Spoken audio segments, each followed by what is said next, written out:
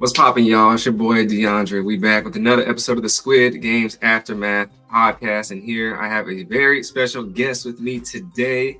This man has been fighting his way through the game like he in a 9-round boxing match. He might be taking a few blows there. He's giving some back. I have the pleasure of having my friend Kyle, player 87, up in here. What's happening, Kyle? What's going on, DeAndre? How you doing, brother? You know, we out here living, man. We out here trying to take care of our business. You know, that's all I can say right now. That's all I can get. Well, cool, Kyle. So we gonna jump right into it, man. Why did you decide to apply for Squid Games, the challenge? I mean, $4.56 million will make people do some crazy shit. So that was that was the biggest thing, man. Honestly, I was drunk on vacation. I saw it on Instagram. I was like, damn, that's life-changing money. Let's throw our hat in the ring and see what we can do. Okay, and he threw his hat and he landed on something. That's it. You know, that's right. It. So get y'all hats, take them off your heads, and start throwing them all over the place, man. Listen to this, man. Come on now. So you apply, and then you find out you get accepted. And so months pass, preparing and whatnot. And it's the night before you have to leave home and get on the plane to head out. What's going through your head that night when you packing? So I thought I was gonna get like trafficked. Like I was still not convinced that like this was like a real thing. You know what I'm saying? Like, I was at my parents' house, me, my wife, and kids. We went to my parents' house for dinner. Because I actually spent my birthday quarantining in the hotel, so it was like an early birthday thing. And we were just talking, and I was like, damn, like, is this even like real? Like I feel like I'm just gonna get like trafficked because like we're going to a location like I don't know. They said they're taking all of our technology away, and like if I am getting taken, like y'all ain't gonna know for like at least 4 or 5 weeks. So I had a lot of anxiety, obviously, because of that, like irrational. But then like my head just went straight into like strategy mode. Like I was thinking like, all right, like I feel like it's gonna play out this way. So what's the best way I can play my game to my advantage in these types of scenarios? Okay, he's strategizing already, thinking of all the angles and turns. Okay, early going on. I like it. So you get on the plane, head on out, and you spend a couple days, quarantining and whatnot. And then they tell us that, tomorrow you're getting ready to start the game. So what are you thinking that last night in the hotel before we get started? I'm just in game mode. I'm ready. I had a feeling the first game was going to be red light, green light, because that's going to be the best way to kick off the show, just based on the original series.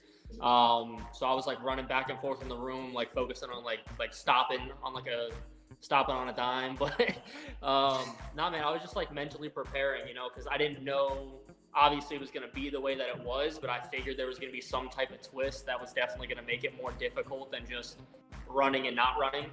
So I was just trying to like mentally prepare myself for the worst, honestly. So you was one of the people in the hotel rooms that I saw through my window just freeze like this? Absolutely. I didn't hold it for no 40 minutes in the hotel room, but I was trying to get something done.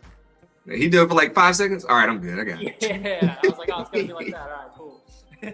Hey, perfect, man. So he got his plan down. So we get on up out of there and we head to the first game. And once we get to the tents, you can see a little bit inside of the arena and tell it's red light, green light, essentially. But when you first walk in the red light, green light arena, tell me what's going through your head.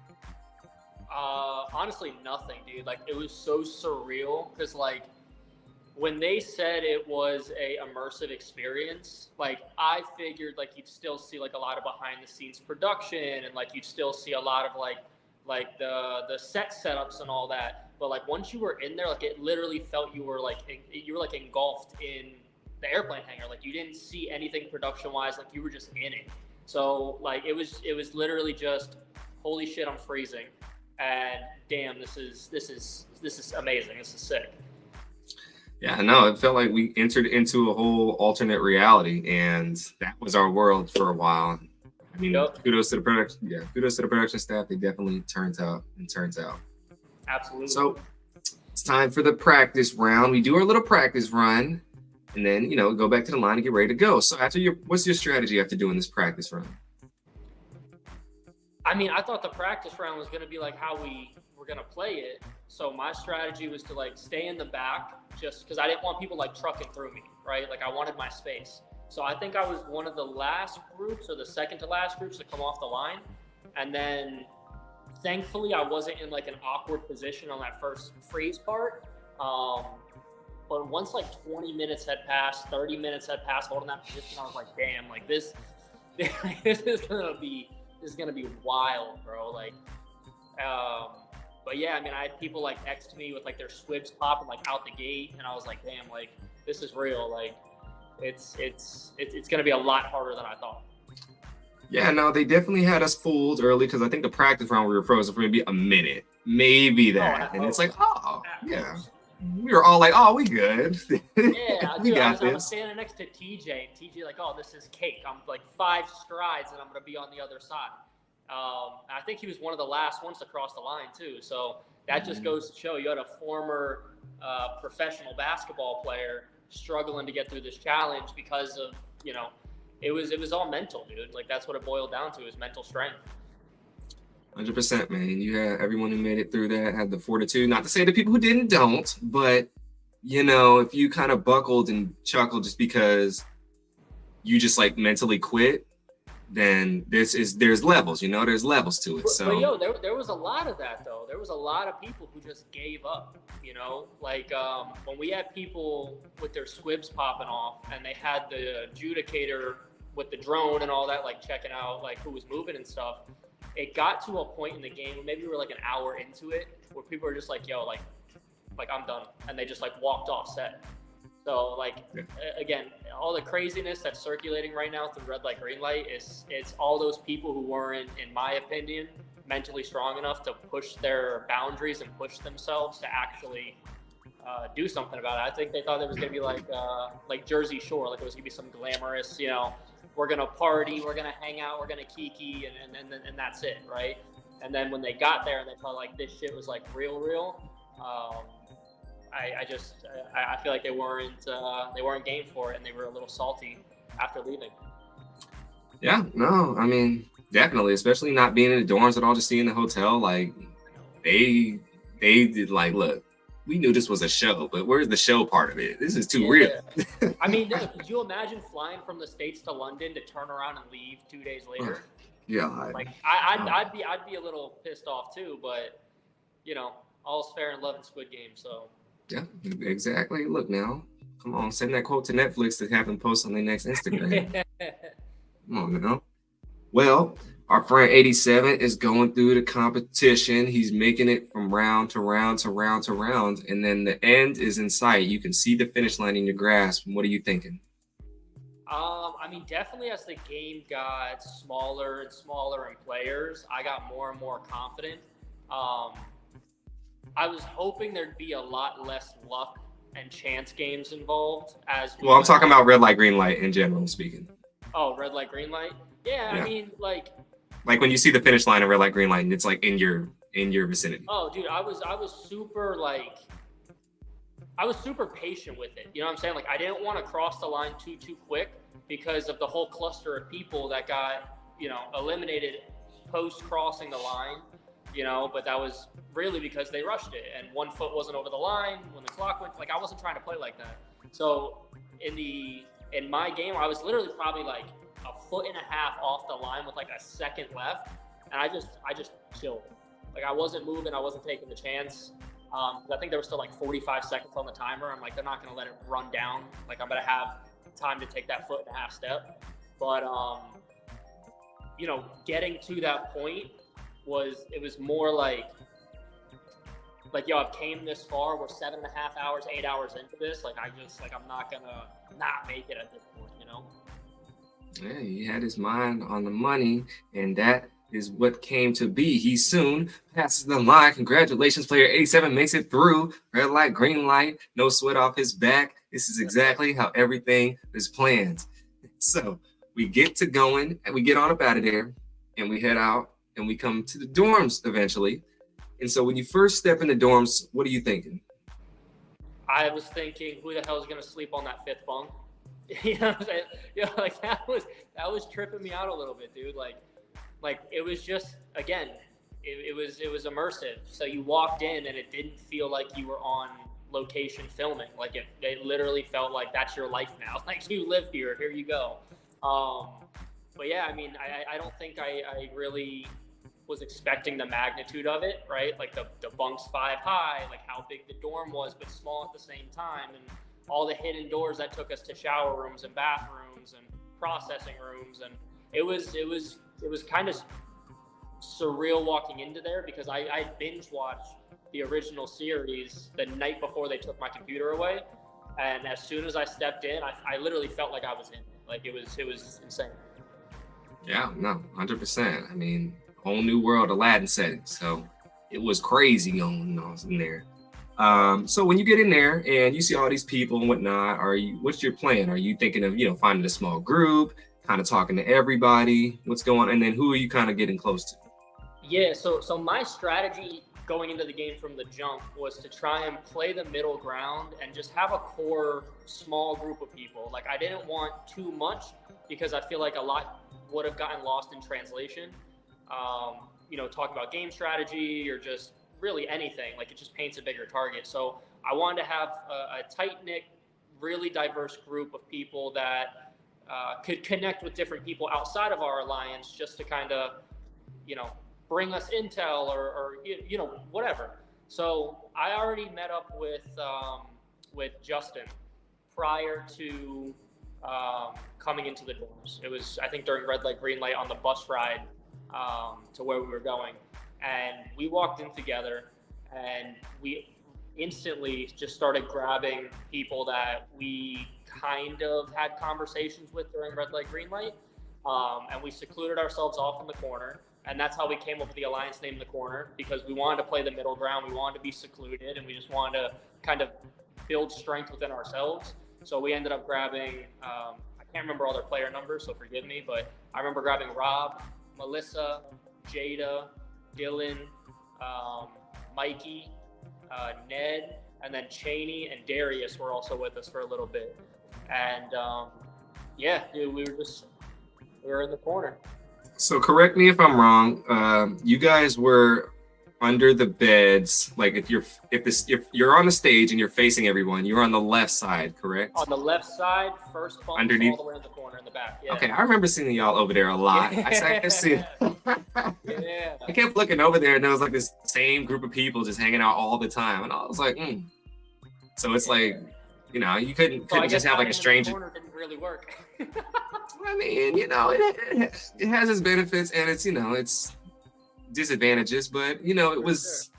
You guys definitely had a little closed off spot where you could tell if somebody, nobody random stranger is gonna just kind of just mosey their way in there. It's kind of like a gate has to open up. Yeah, you had to walk back there with a purpose, or else it was like, why the hell is, why is someone 100%, 100%. So that's the strategy, and then soon we find out that 200 is eliminated based off a vote.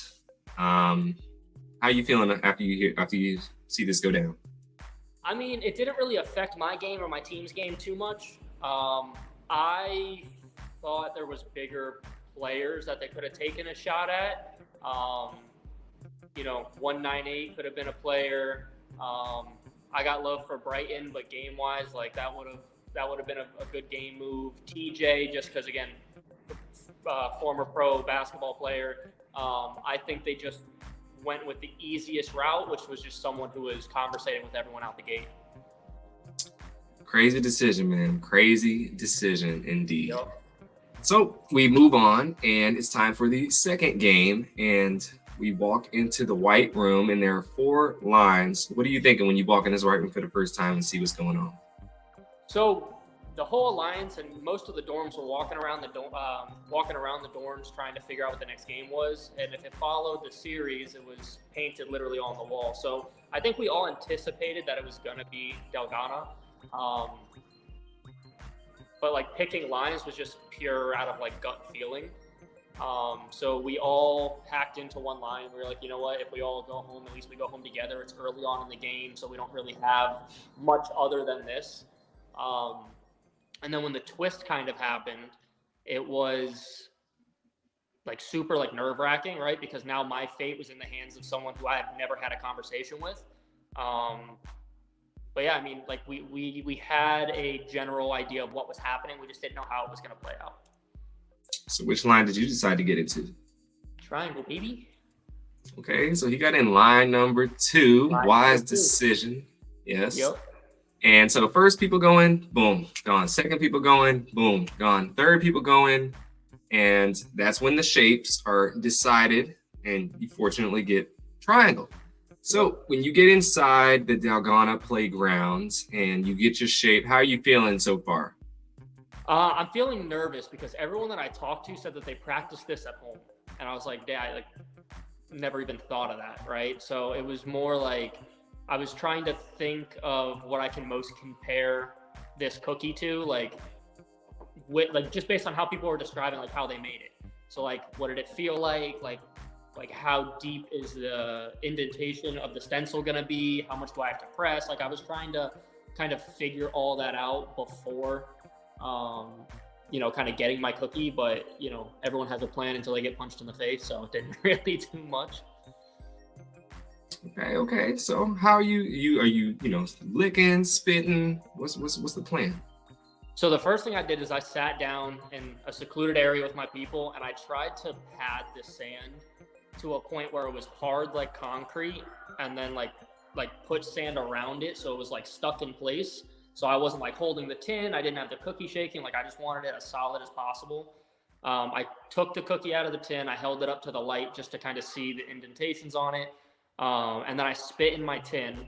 I moved the spit around. I put the cookie back in. I didn't touch the cookie for like a solid 2 minutes. Like I just let it soak. You know what I'm saying? I literally spit in the tin. I put the cookie there. I just sat there, freaking just chilling for 2 minutes, dude. Like I was like, I'm putting nothing to chance. Like I'm gonna let this shit get soggy as hell. Oh, After that's 2 funny. minutes, I started chipping away at it, and the pieces just started falling off. Okay, nice. I haven't heard that strategy yet. That's a very unique strategy. Yeah. I mean, like why like hack away at it when it's still dry? Like, what's the point of licking it and then hacking at it before it like has time to absorb the moisture? So I was like, fuck it, like let's just spit in the tin and let it sit, absorb the moisture, and then we'll hit it. So.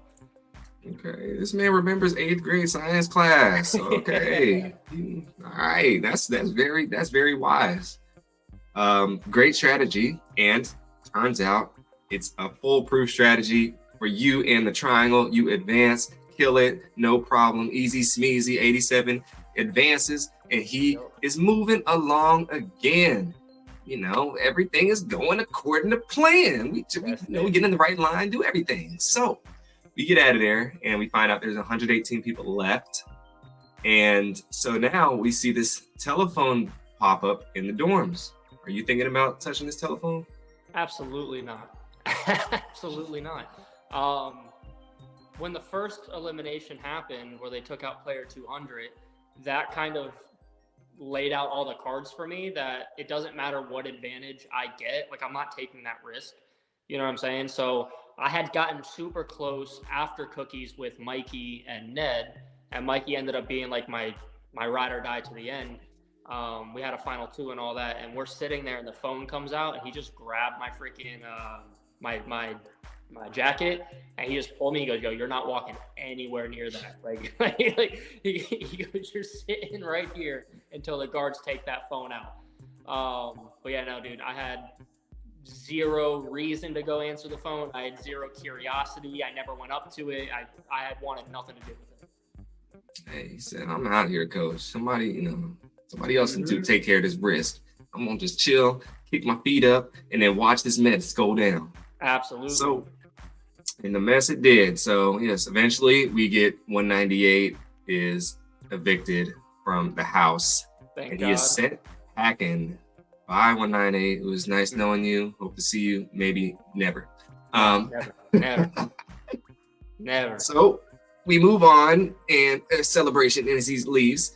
And it's time to go to the next game. And we walk in the white room again, and there's 8 lines. And so when you see these 8 lines, how do you determine kind of which line you're getting into? So my alliance kind of imploded at this point because I had people thinking it was tug of war. We didn't have a lot of muscle in our alliance. There was like a handful of us. So a lot of my alliance dispersed, and they were getting with Brighton, they were getting with Brad, they were getting with TJ, with Chad, and they were leaving literally all of us behind. So it was just me, Mikey, and Ned standing there looking for our guys, and all the lines were already picked, but the fifth row was empty. So me and Mikey looked at each other. We're like, you know what, screw it. Like, let's just make our own line. Whoever falls in line, and then we'll just start pitching the bigger people to come over to us. Like Brighton didn't have like the biggest people in his line, so like we tried pitching him. Like we just tried kind of making our own thing happen. And then our line didn't have enough people in it. I don't remember the number of people that were required per line, but ours was short 3 people. And the 3 people we were short were Rob, Dylan, and Melissa, 3 people for my alliance. So the person comes over the loudspeaker and is like, all right, if you have a blah, blah, blah number in your line, like everyone take a seat, and my line's the only one standing up. And then the lady goes, oh, you have 60 seconds to fill your line. So we're over here thinking, damn, this is like the cookie game where like if you don't pick a shape, you're gone. So if we don't get 3 more people, like our whole line's like we're done. So we're like begging and pleading to the 3 people in our alliance to like come over to us, and they're acting like we're not even there. You know what I'm saying? Really? But, yeah. So they're like looking around, they're not acknowledging us. And I think in Netflix's edit, that was TJ and Figgy were trying to get people like, yo, like go to their line, like you have an extra person, like I don't know why you're sitting there. Like they were like pitching people to go to our line, and our lines didn't move at all. So we end up getting 2 people, and then thankfully we didn't get eliminated for not having enough people in the line, but we had a disadvantage because we thought it was going to be tug of war. And not only did we have 1 less person or 2 less people, but we were the smallest line out of all of 8 of them, like stature wise. Like we were all like children. It was insane. So you had less people than everybody else. Yeah, I think it was 1 or 2 players shy. Yeah, because I guess I'm thinking now it is 117 people left after 198 leaves, and so it's an odd number, and so you can't have even amount of people. So that's crucial. Yep. Man. But when we walk in the white room, we walk into the arena, and we see that it's not tug of war. We see it is warships. When you first see this setup, what's going on in your head? I'm excited. I'm super hyped because I loved playing the commercialized warship game as a kid. So getting to play like a real life, like human version of it, like it was just like an awesome theory. And how they set up the set was sick. Yeah, no, it definitely looked legit. I mean, all the lights popping up all over the place and dark background. It was lit. So how do you guys determine who your captain is? Honestly, I don't know because I didn't really put a part in it because I just know I didn't want to do it because I feel like everyone that was like on the front line for these games, like they had an advantage, but there was also like a disadvantage that followed. You know what I'm saying? So like I didn't want to kind of play a role in that because I feel like everyone that spoke up too much ended up getting eliminated for wherever they spoke up to. So I was just kind of agreeing with the masses at that point. Because I figured at the end of the day, like it doesn't matter what my captain and my lieutenant did because they're not the ones taking the shot at me. What's going to matter most is the type of ship that I'm in and the placement of that ship. Yeah, exactly. And so your captain is... Who's your captain, sorry? I think it was... I'm trying to remember. Was it B?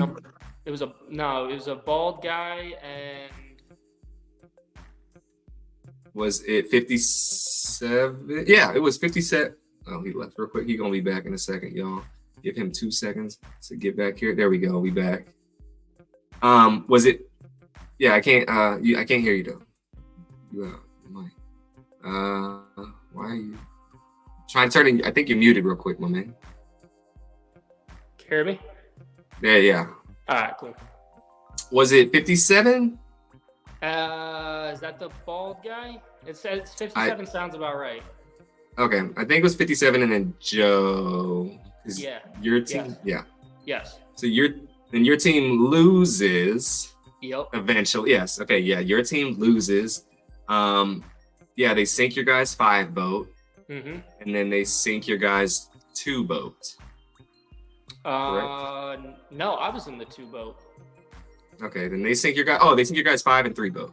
5 and 3 boat. Yes, because Kevin was in the 3 boat and he was going off after he got eliminated. Yeah, that's right. Yeah. So it was 438, 435, 267, 350, 34, 362, 226, 357, 57, and 434, all on your team are gone.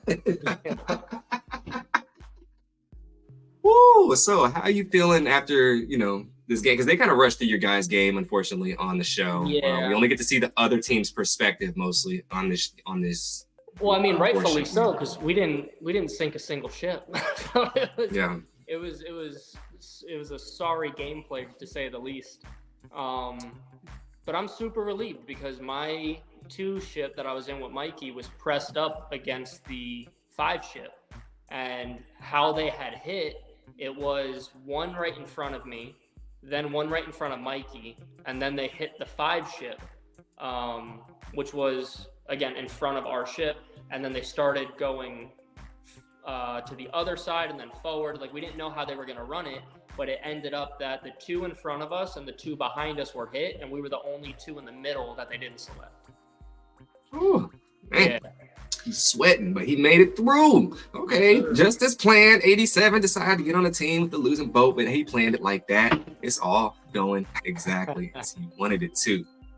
So we get on up out of there, partly unscathed.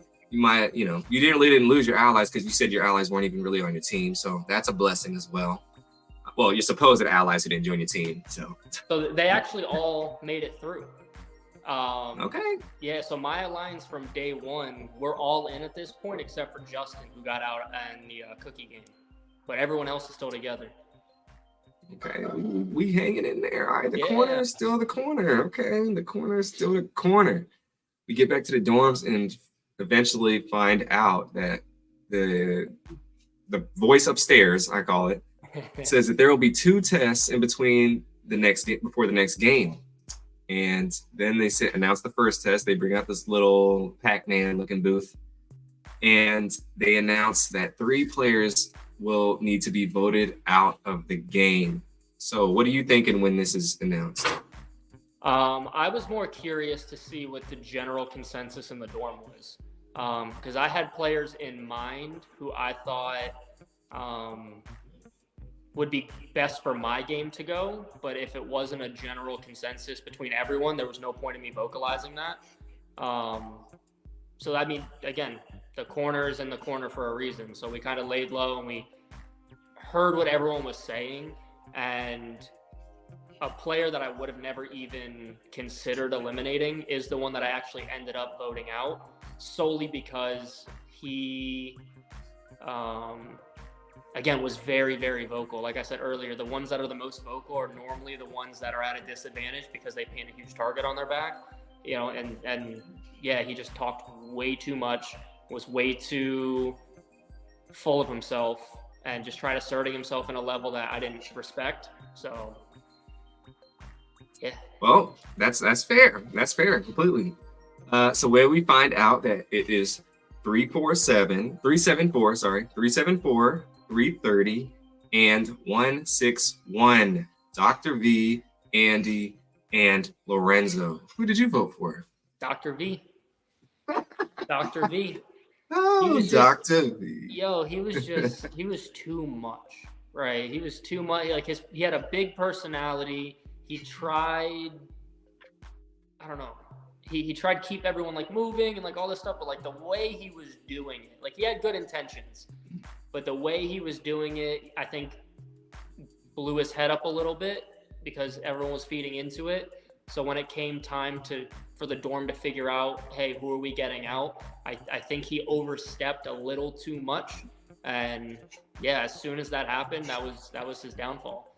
As soon as he recommended playing a game to figure out the player, I was like, nah, like we're playing enough games. Like I'm not like that's stupid. That ain't it, coach. Because if we playing a game, then who's making the rules? You? Yep. Oh no, we can't have all that, coach. And that's the thing. Yep. Sometimes people might have good intentions, but it's the way the way it comes across. Absolutely. And truly, I mean, Houston seems like a nice guy, but you can't talk like, one, you're talking down to people, and two, you got to read the room a little bit, you know.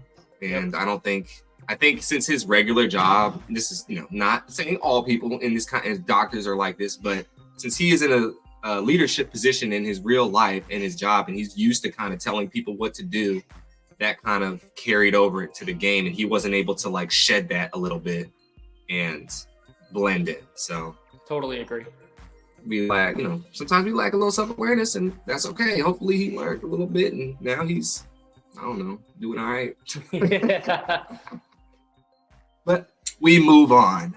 The next test, and that test, we soon find out that the guards come out and they bring 6 boxes up on stage, and they need 5 volunteers. And we soon find out that our friend 87 is tired of sticking in the back. He's tired of blending in. Forget the corner, man. I'm the present. I'm picking a present. So what's going on, man? What are you thinking right now? So the biggest thing was all the chatter that happened before this opportunity presented itself. So Dash was running around the dorms. I don't want to say stirring up drama, but he was saying one thing to one group, one thing to my group, one thing to another group. And I love Dash. Dash was the first person I met going to red light, green light. We had a conversation. We were like, yo, like, let's just, like, we don't have to work together, but like, if you hear some stuff, like, let me know. If I hear some tea, like, I'll let you know, type situation. So when he came to me and he told me that Jesse, TJ, Darius, and Cheney were targeting some of the people in my group, like, I trusted what he said, right? So I was like, oh, like, the first opportunity I get, like, I'm taking a shot over there. Like, I want to take a shot before they take a shot at me. So when they announced everyone to come to the middle of the dorms and they said they need volunteers, I see Jesse walk up to the front, and I was like, oh, hell no. So I just took off. You know what I'm saying? like I didn't have a reason. I think in the show it showed me asking Mikey. I was like, should I volunteer? And he was like, what? And I just walked. I took no one's opinion into effect. Like, I just went, because in my head, like, I had just gotten that information that morning, and I was like, you know what? Like, if they're gonna get some type of advantage, like I also want that. And if Jesse's gonna go home, like, I'll fall on the sword for my people. Like screw it. Like, it is what it is. So, like, that's what pushed me through. So you said to Mikey, I ain't asking you, I'm telling you. Yeah. Let me get on the patio here. Yeah. I was just, letting you know what's up. So yeah, I mean, that's fairly interesting. I mean, definitely kind of go with your intuition and your gut in here, and you can't let, I guess, you hear somebody talking about you and your peoples, you can't just stand by and just let the chaos happen. You got to put it in your own hands when you seem fit, and this is the right time to go through. Yeah. So yes, it is. And I will ask one more time, did you have any conversations with Jesse before this? No, not prior.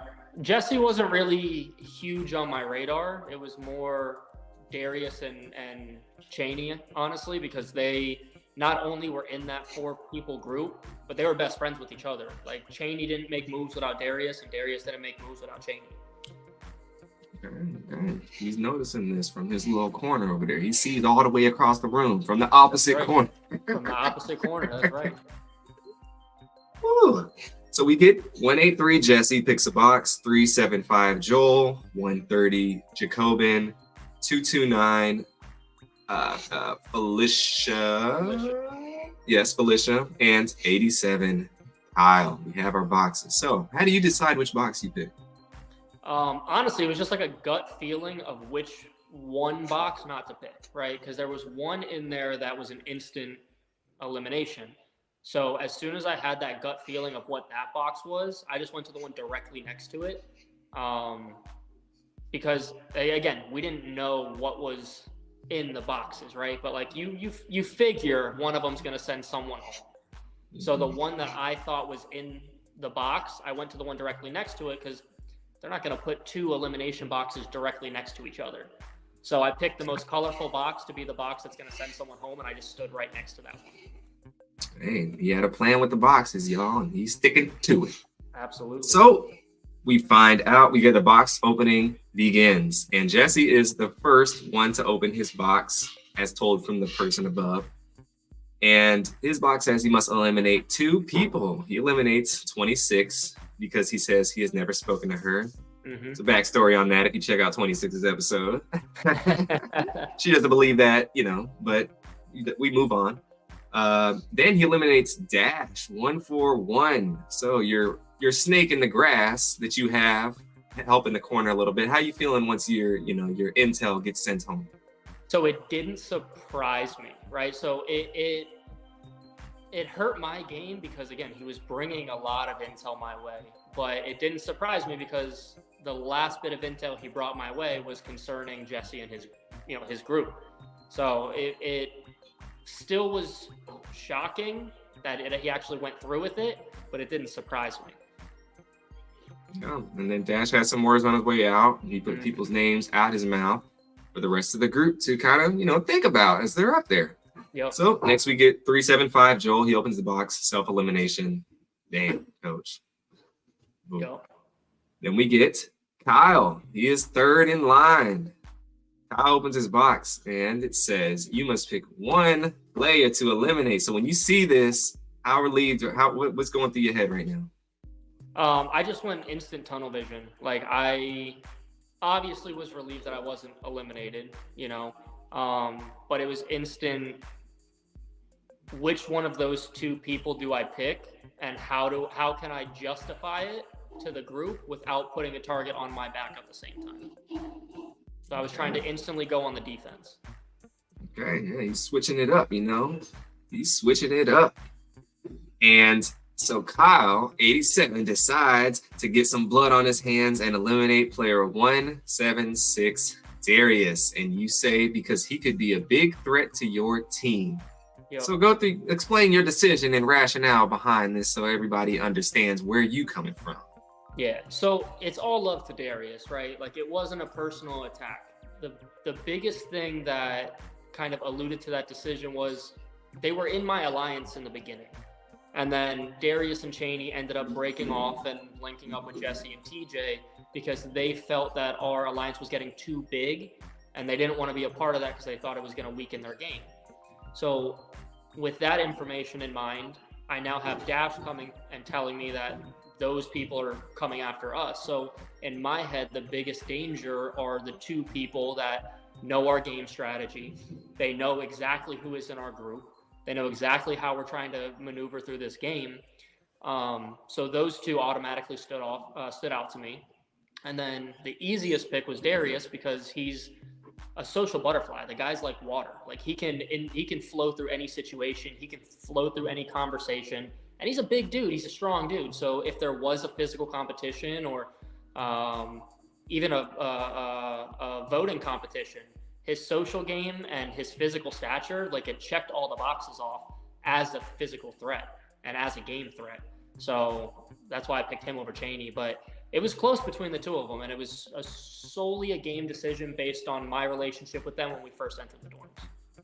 So did you have anybody else besides them 2 on your mind? Like, maybe I don't want to go this route, just pick a random? No, I didn't want to pick a random because I want to make it count. You know what I'm saying? TJ crossed my mind for a second, but night 1, me and TJ had a heart-to-heart about, like, our families and, like, how difficult, it was leaving them. And because first night in the dorms was, like, day 5 or 6 away from our wife and kids, So we had a heart-to-heart about our wife and kids, and, like, it was a real emotional conversation. So I couldn't make that game move, It just wouldn't have felt right to me as a human. Like, I couldn't have done that. And then Jesse is, TJ's right hand. So I couldn't take out Jesse. And honestly, Jesse didn't make a lot of moves without TJ. So I knew that if I had a relationship with TJ, that I was safe with Jesse. Okay. It all makes sense. Everything is making perfect sense. So then we continue. Kyle steps down. 130 opens his box. He gets the advantage. Then it is Felicia's turn, 229 next. It's the 3 elimination box, and she picks 130 because he has the advantage. Then she eliminates Steven and Rick because they have a good alliance. And then we move on to 63 people left in the game. How you feeling right now? I'm feeling confident, dude. Like, the fact that we've dwindled down almost 400 players and I've been able to keep my gameplay strategy throughout. Like, I was feeling super, super confident. I started to realize the trend of these games are super, super social, you know, between the call box elimination, the phone elimination with 198 trying to get someone to answer the phone, and then Jack in the Box. We really started to ramp up our social game, you know, but I'm feeling confident. Again, we've been kind of trying to maneuver through difficult situations while staying low key at the same time. Yeah, you doing that exact thing. Mm-hmm. So we get a pan. The things in the game get more real at this point. We get a pan to you and Mikey talking, and it shows you guys have a strong bond, and your small alliance is called the corner because you hang in the corner. You've already explained that. And bedtime, then morning, and we'll move on. So then Mikey, I'll talk about him a little because he's relative to your journey. Yeah. He's skeptical. Chores come. He's skeptical about the chores, and then he ends up doing the chores with this little thing. So how did that come across to you? And see, he was like talking like, I don't do chores, and then he ends up doing it. Did he do chores? So I have 278, 287. Is that no? He's 254. Sorry, I messed up. I'm getting the numbers all mixed up. 278, 287, 65, 54, and 7 do the chores. And which chores was that? I'm trying to think. It was the one they told you have to. Yeah, you have Jada in there, Dylan's in there, and then Melissa, Rob. Melissa did a couple chores. She had to go clean the bathrooms or something. Yeah. Well, this is the one where they told like if you didn't complete it, then you they need to complete it. Or else something, or they complete it and they get a reward. And then that's when they come out, and that's when like, oh, you've successfully completed this chore, these 5 players, and they've earned everybody a reward. Oh, and then So Dylan was actually in there. That was cutting the oranges, yeah? Yeah. Yeah, so Dylan was in there for my alliance. So you got some people, you said somebody got to get in there. We got to find out what's going on. Oh, and Jada was in there too. Yep, Dylan and Jada was in there. So, did they bring any intel back to you guys, or what? No, they weren't told anything. They were just told, cut the oranges, get a treat, and that was it. And that's, they came out of the dorms. They're like, yo, I don't know what's gonna come from this, but they said that because we completed it, we're gonna get something. So. Okay, not too much intel there. So then they bring out the special prize, and it is a picnic. And then they say, find someone to pair up with to enjoy your treat. So when you hear this and they tell you this, what's going on in your head? So how they announced it made it seem like they were going to give us like a night off type of thing, right? Because it was like, oh, like you've earned a reward type situation. So me and Mikey grab each other and we're like, yo, like let's go enjoy real food. Like no slop, no stale rice, no boiled chicken. Like let's go eat. So we get in line, and then Mikey looks over at me. He goes, there's no way they're doing something nice for us. Like we're taking cold showers and we haven't changed our clothes in weeks. Like there's no way they're giving us just a reward. So everyone started kind of speculating that was going to be marbles, and me and Mikey pitched like 4 or 5 different groups to just switch with us, but no one would make the switch. So we were like, you know what, like maybe it's not. So we end up grabbing our picnic baskets, sitting down, and then we pitched like 2 more groups, one of them being the mom and son, after we sat down to switch with us. And yeah, no one would do it. So we were kind of locked in. You couldn't convince Trey and Leanne to switch up? I tried, man. I tried so hard. Like I was like, yo, like you really want to send your mom home? Like y'all both don't want to have the opportunity to like keep playing. Like if you take me or Mikey out, like why would you want to play against your mom? And he was like, "Oh, it'd make better TV." For real? Yeah, bro. He was like, "It'd make better TV." He started laughing it off. I was like, "Dude, like that's savage. That is savage. Savage, bro. Could you imagine saying that about your mom?" See, they need to release the tapes, Netflix. Mm-hmm. Release the tapes. I need that clip in there specifically. Yup. Wow. Shaking my head. Wow. Well, soon we find out it is marbles, and the marbles are on a false bottom. And when you find these marbles, what are you thinking? I just honestly, bro, like everything just like left my body. Like one big deep breath just came out, and my body just like, ugh, like I can't believe like this is happening. But it was kind of poetic though, because when me and Mikey made like our final two, and like we started playing the same game, like every move he made, I made, every move I made, he made. We had an agreement that we were gonna ride it out to the end, and we were gonna send each other home. Like I was gonna send him, he was gonna send me, but we didn't think it was gonna be, you know, a top 30 situation. We thought it was gonna be a final two. So it was kind of ironic how it played out. But in the moment, like, you know, that's 2020 vision, like thinking back, but like in the moment, it was just like, damn, like I don't want to do this. Like this sucks. Yeah, man, this is tragic right now, man. The story was going in the right direction, and then all of a sudden you got stopped by some people who impeded your route, which, you know, they ultimately, the people you talked to trying to switch, they affected your game in the long run. Because I think, you know, you could have took Leanne on, you know, and Trey. I definitely think, because everyone was doing throwing games essentially, but unfortunately your game isn't always in your hands. But we move on and we enter the marble arena. So tell me what you're feeling when you first step in this big, exotic marble arena. I'm just feeling ready, dude, because like I know that either I'm going home or my best friend's going home. So I'm just ready to get the job done, basically. So walking in, it's more trying to figure out where to kind of settle up, because I knew what game I was going to try and pitch him on doing. We had the conversation, you know, early on in the game that if it is the two of us and we have a choice over what we're doing, or we have an option of playing it maybe a little bit differently, that we're not going to go out for blood. We're going to keep it like honorable and respectful of each other's game.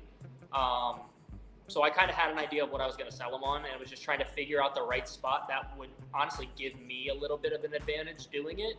But yeah, I was just trying to kind of walk around and figure out where to kind of plant my feet.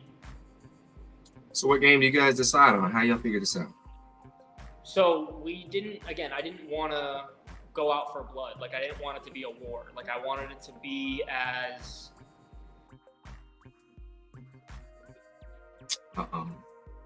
He's in.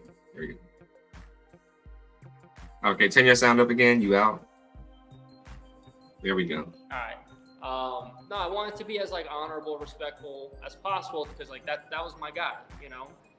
So we ended up one marble, one shot closest to the wall, and the way we kind of solidified that was letting the clock run all the way down to 20 seconds.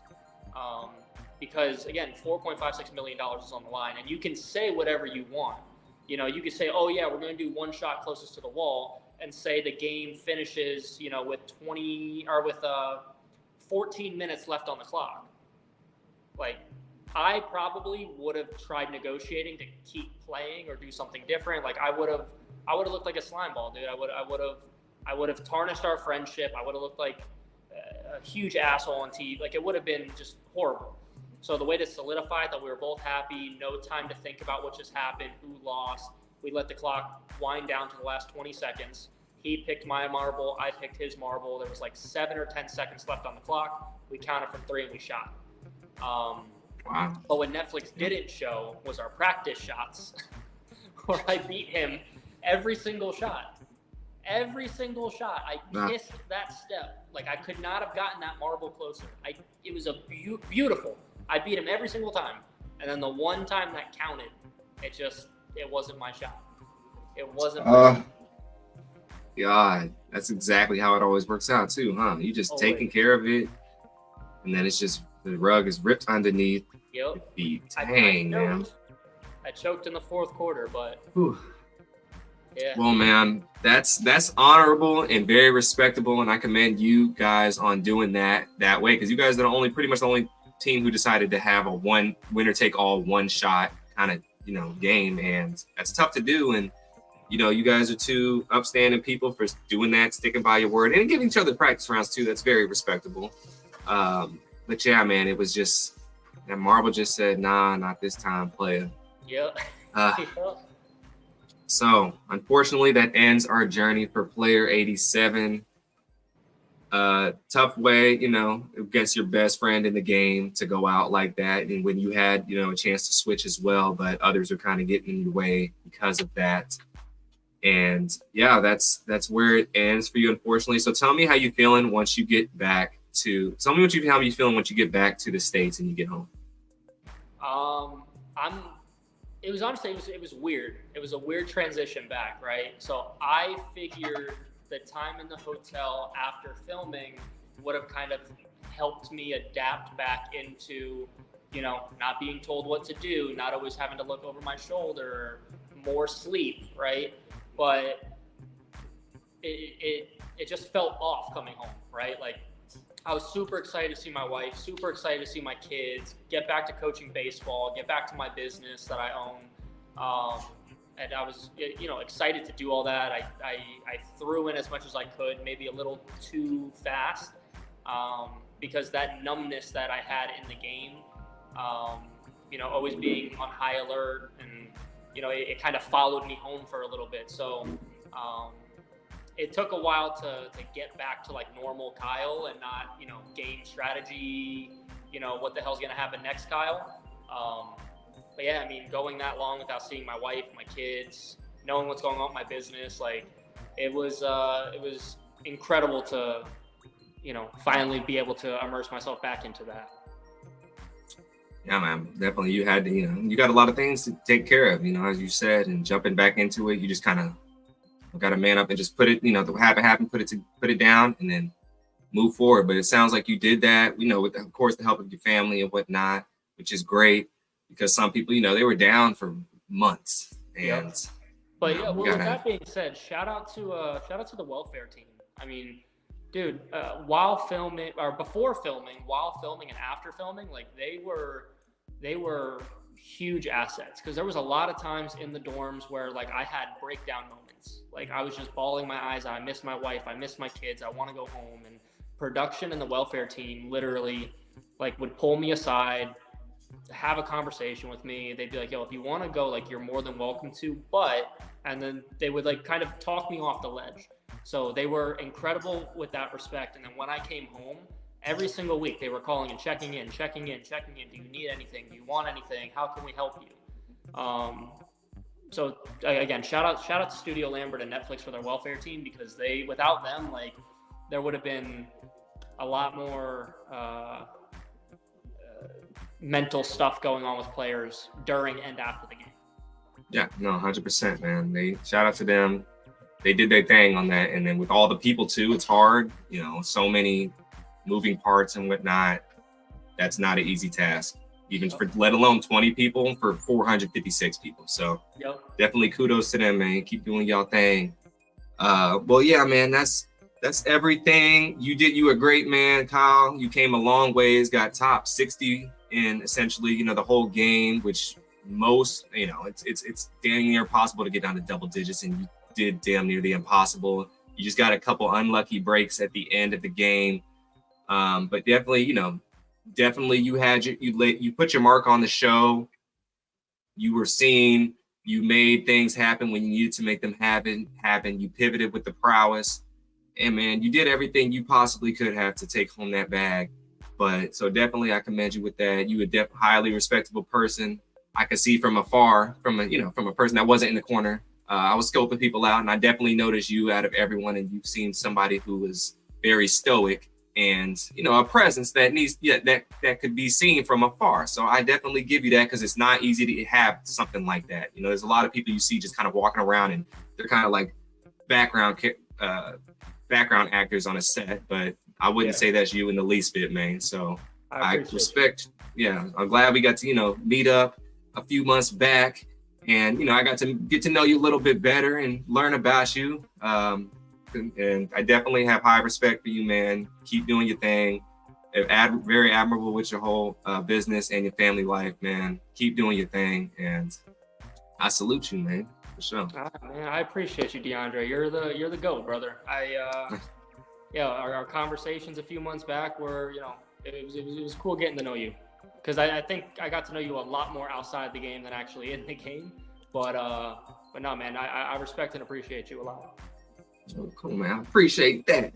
Well, y'all, it's time to boogie on up out of here. Kyle got his kids' baseball game to get to. That's Go right. whatever team what's the team name? Riley plays for the Parkland Pokers. Go Parkland Pokers. Parkland Pokers. Okay, go Parkland Pokers, so man. He actually plays for Juan Pierre, 2003 World Series center fielder champion. Is his head coach. Wow. Yeah. Dang. He's playing on the number one team in the nation right now. Oh, wow. Okay. Number one team in the nation. Let's go, Parkland Pokers. Baby. They about to come through and take care of business. Okay, right. I like that. All right. Well, salute to the Parkland Pokers. Salute to Kyle, player 87, for taking care of everything he's doing, man. Till next time, y'all. We out of here. Peace and blessings. And have a great day.